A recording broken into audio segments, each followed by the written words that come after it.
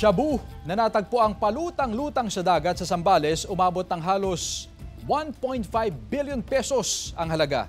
Naritong report.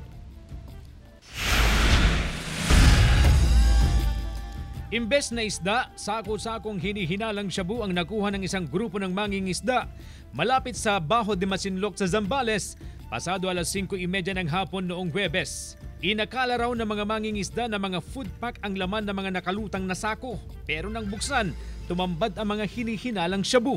Ipinasakamay ng mga mangingisda ang mga kontrabando sa mga otoridad sa Mariveles, Bataan noong Lunes. Ayon sa tagapagsalita ng PIDEA Region 3, tinatayang nasa mahigit 222 kilos ng hinihinalang shabu ang laman ng 10 sako.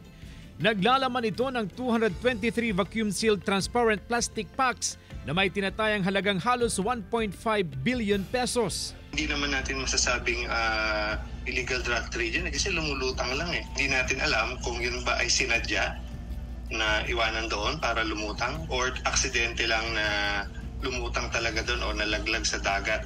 Ayon sa Police Regional Office 3, magsasagawa ng joint operation ng Philippine National Police, Philippine Navy at Philippine Coast Guard sa lugar kung saan na-recover ang mga sako. Marami pa po silang nakita po doon dahil ang nabitbit lamang po nila ay yung kaya lamang po nila na kuhanin dahil hindi po pwedeng ikarga po nila. Baka naman lumubog po yung kanilang bangka.